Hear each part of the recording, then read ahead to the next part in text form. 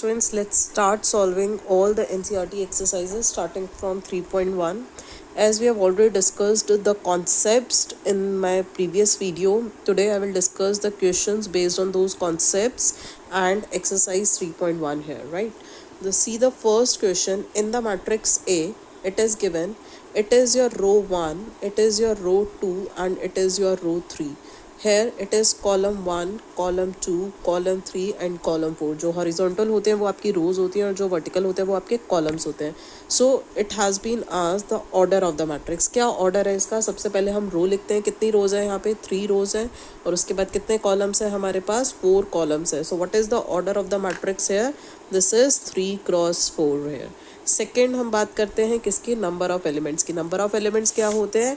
जो इनका मल्टीप्लिकेशन होता है, that means 12. So elements here are 12. Write the elements A13, A21 and so on. A13 मतलब आपका ये जो फर्स्ट पोजीशन है वो रो की होती है और ये जो सेकंड पोजीशन है वो किसकी होती है? कॉलम की. सो फर्स्ट रो में थर्ड कॉलम, दैट मीन्स हमारा कौन सा एलिमेंट है ये? This is 13. सो A13 की वैल्यू क्या हो गई हमारे पास? 19 हो गई, right. Similarly you can write down all the other 3 elements which have been asked, right. Next देखते हैं हम क्वेश्चन नंबर 2 की ओर चलते हैं. If a matrix has 24 elements, what are the possible orders it can have? What if it has 13 elements? तो basically ये 2 questions हैं. एक मैट्रिक्स के पास 24 एलिमेंट है, वो क्या पूछ रहा है आपसे? कितने पॉसिबल ऑर्डर्स उसके पास हो सकते हैं और कौन कौन से हो सकते हैं? What are the possible orders it can have? So सबसे पहले हम 24 के फैक्टर्स कर लेते हैं. फैक्टर्स हमें करने आते हैं. 1 into 24 and vice versa 24 into 1. Next it will be 2 into 12 and 12 into 2. Next अगर हम बात करें, it is divisible by 3 as well. So 3 into 8 and 8 into 3. Next अगर हम बात करें 4 से भी डिवाइड हो जाता है ये. 4 into 6 and 6 into 4. नेक्स्ट उसके बाद 5 से डिविजिबल नहीं है, 7 से नहीं है, 8 हमने ऑलरेडी कंसिडर कर लिया, 9 से डिविजिबल नहीं है, 10 से नहीं है, 11 से नहीं है, 12 वी हैव ऑलरेडी कंसिडर्ड. तो आधे नंबर से आप चेक कर सकते हो एक नंबर के, उसके बाद वो नंबर डिविजिबल नहीं होता डेफिनेटली. तो these are the possible orders. अगर वो आपसे पूछता हाउ मैनी, ठीक है, व्हाट आर में लिखेंगे हम सब कुछ. मैनी का मतलब काउंट. हाउ मैनी में हम कितने लिखेंगे? कितने पॉसिबल ऑर्डर्स इसके पास हैं. So the count 1 2 3 4 5 6 7 8, right. So यहाँ पे हाउ मैनी का आंसर क्या हो जाता है? 8 possible orders. What if it has 13 elements? 13 elements की अगर हम बात करें तो 13 के तो सिर्फ 2 ही फैक्टर होते हैं, 1 into 13 and 13 cross 1, because 13 is a prime number. So अगर P कोई भी प्राइम नंबर है और प्राइम एलिमेंट्स हैं उसके पास, मतलब एक मैट्रिक्स के पास कितने एलिमेंट्स हैं? प्राइम नंबर ऑफ एलिमेंट्स हैं, देन उसके पास हमेशा ही कितने पॉसिबल ऑर्डर्स होंगे? 2 पॉसिबल ऑर्डर्स होंगे. उसके अलावा कोई भी पॉसिबिलिटी आपकी नहीं होगी. Just remember this thing.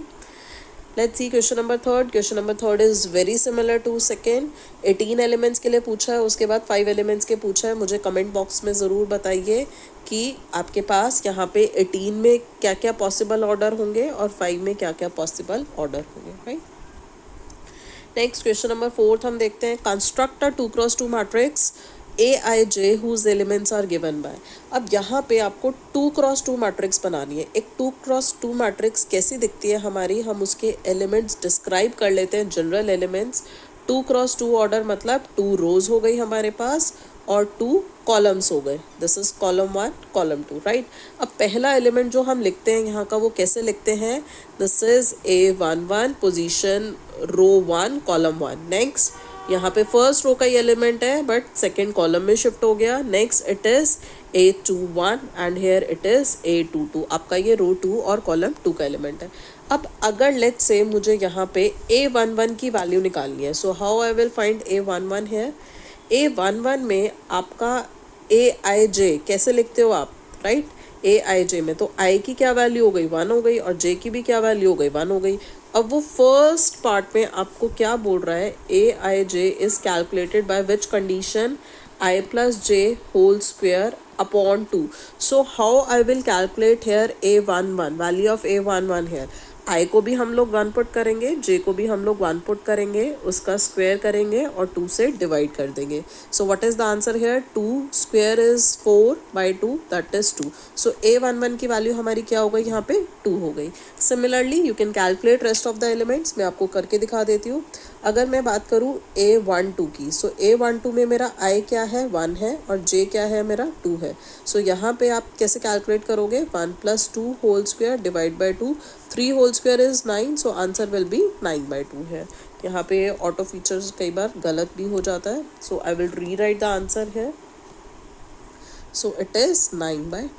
Similarly A21 का आंसर भी आपको सेम मिलेगा बिकॉज I यहाँ पे शिफ्ट होके 2 हो गया और J यहाँ पे शिफ्ट होके 1 हो गया.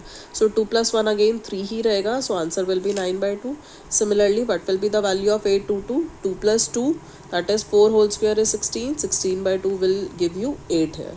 So what is the matrix here in the first one which is constructed? अगर मैं first part की बात करूँ तो so it will be first element था आपका 2, सेकेंड एलिमेंट है आपका 9/2, next element again 9/2 and next element it will be 8. So first का आपका answer I have calculated. You can similarly calculate the second part and your third part. Comment box में आप मुझे करके बताइए कि इसका आंसर क्या आ रहा है. ठीक है. नेक्स्ट हम लोग कंसिडर करते हैं क्वेश्चन नंबर 5. यहाँ पे भी आपका ये बिल्कुल सिमिलर क्वेश्चन है जो हम लोगों ने अभी डिस्कस किया है. यहाँ पे आपका ऑर्डर चेंज हो गया मैट्रिक्स का, 3x4 हो गया. 3x4 ऑर्डर मतलब आपके पास 1 row, 2 row and 3 row. Next column कितने होंगे हमारे पास? C1, C2, C3 and C4. तो यहाँ पे हमारे पास 3x4 मतलब 12 एलिमेंट्स आने वाले हैं. First element here will be A11, then A12, then A13 and here it will be A14. Next element A21, A22, A23, A24. Next third row की बात कर रहे हैं. So I will be shifted to 3. Next J will be taking the values 1, 2, 3, 4 respectively, 2, 3 and A3, 4. These are my 12 elements. Now you have to calculate 1/2 mod minus 3i plus j. So first part की अगर मैं बात करूँ तो A11 की value क्या होगी मेरी? Half -3 into 1 is -3 plus 1. So 1/2 -3 + 1 is -2. -2 का मॉड अगर हम कंसिडर करें तो it will be +2 only. So 2/2 answer 1 मिलेगा मुझे. Right. A12 similarly you can calculate. A12 में यहाँ पे आपने अगेन हाफ रखा. सो -3 + 2 करेंगे, -1 -1 का mod will be 1. So 1/2. Next A13 की बात करें. So here it will be 1/2 -3 + 3 answer will B 0. Next A14 की अगर हम बात करें सो 1/2. Next -3 + 4 again it will be 1/2. I hope you can calculate rest of the elements and you can find the matrix. ठीक है. Second part and other elements I am leaving you as a homework. Right. Next question number 6 की बात करते हैं. Find the values of x, y and z from the following equations. अब first की बात करें, सेकंड की बात करें या थर्ड की बात करें, सबसे पहले आप चेक करो क्या ऑर्डर हमारे सेम है. यस सेम है. ऑर्डर हमारे सेम होते हैं तभी मैट्रिसेस इक्वल होती है, else matrices are not equal. और उसके बाद अगर मैं बात करूँ कॉरेस्पॉन्डिंग एलिमेंट्स की, कॉरेस्पॉन्डिंग मतलब यहाँ का फर्स्ट एलिमेंट यहाँ के फर्स्ट एलिमेंट के ही इक्वल होगा. दैट मीन्स यहाँ से जो मेरी y की वैल्यू निकल के आ रही है वो क्या निकल के आ रही है? 4. नेक्स्ट अगर हम बात करें यहाँ पे ये 3 किसके इक्वल होगा? यहाँ z के इक्वल होगा. So 3 will be equal to z here. Next यहाँ पे 5 ऑलरेडी 5 के इक्वल है. And what will be the value of x here? x किसके इक्वल होगा बताइए? x will be equal to 1 hair.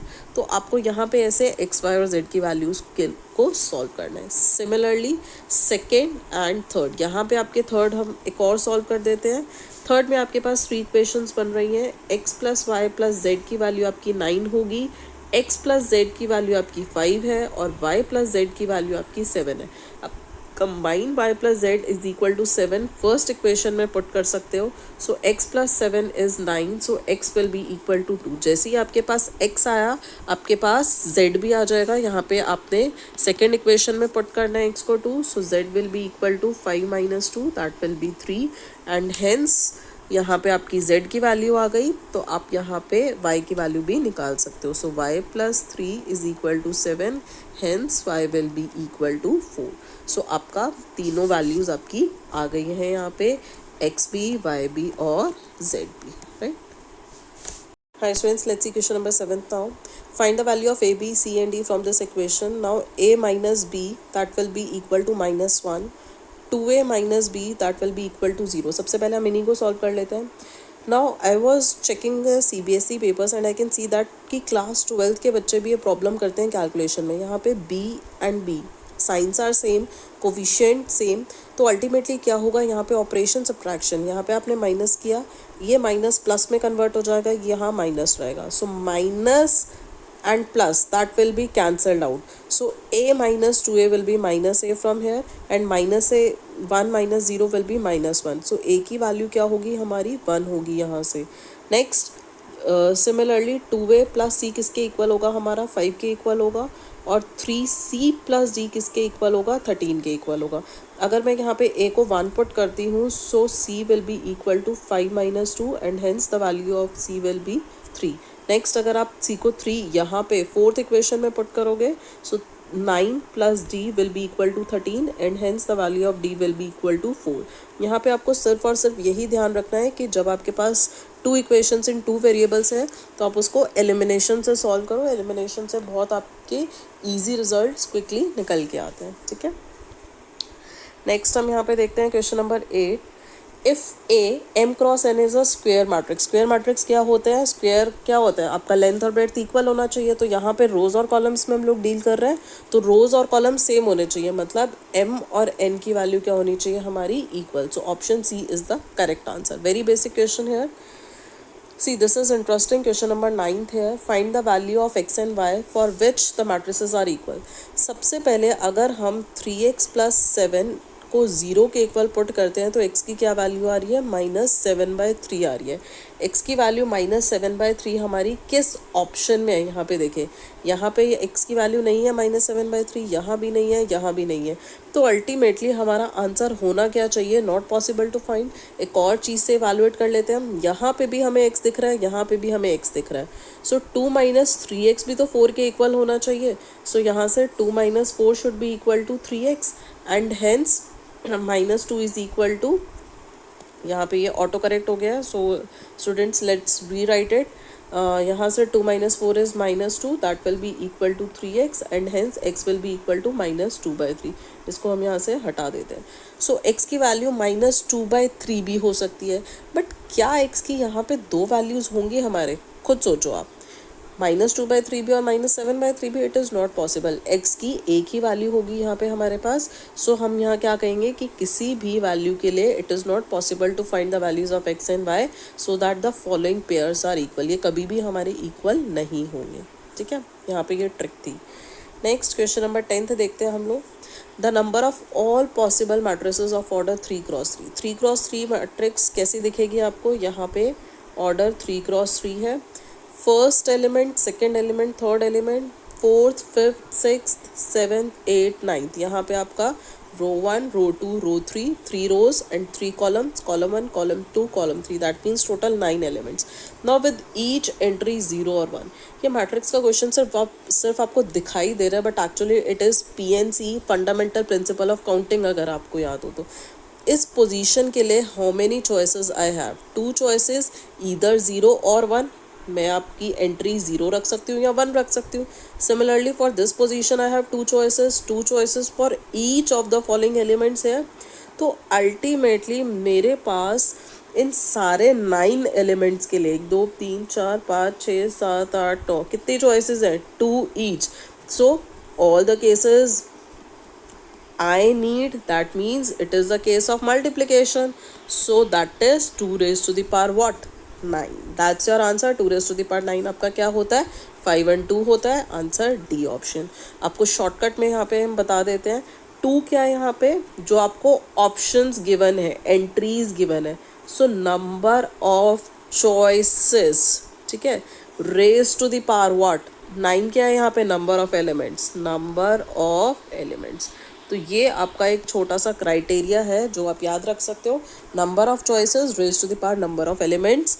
यहाँ पे इतनी पॉसिबल मैट्रिसेस 3x3 ऑर्डर की बन सकती हैं विद ईच एंट्री 0 और 1। Thank you. If you like all these solutions and my explanation, kindly follow my channel and regularly visit, and I'll be sharing more questions on these chapters. Thank you.